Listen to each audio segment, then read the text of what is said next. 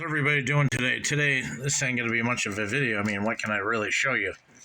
We're looking at the Workman Electronics 3/8 by 24 spring. I just put my 706 back on the in the Jeep, or it's never been the Jeep, but freshly installed.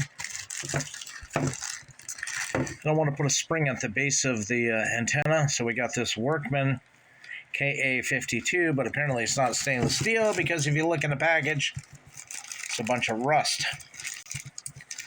That's not good. So I'm going to warm up some penetrating oil. I think I have some somewhere, and spray the hell out of this thing with warm penetrating oil and any rust somewhere between the springs. There's a braid that runs from here up to there. If you ever pull one back or flex it, there's a big braid. Not sure what's rusting, but I don't like the looks of that, so...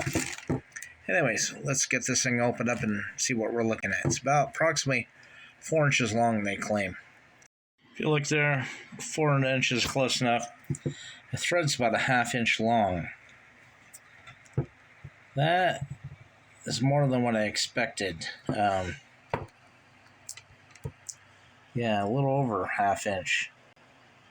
Anyways, not sure if the mount I have will take a 1/2 inch insert into it. I think on the bottom of a hamstick, only have 1/4 to 3/8 inch of thread. So, anyways, let's go get this on the mount, and then put the hamstick on the 102 inch stainless steel whip above it, and let's see what we end up with.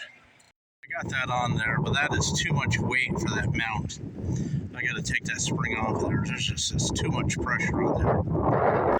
I'm sorry, there's not much more I can show you. I mean, it screws into a mount, antenna screws into it, and it flexes and bends, and it's supposed to work. But however, my little animal mount is too flimsy, too weak. The spring is too heavy, and it's just too much. So anyways, I think you get the idea. Everybody, 7-3.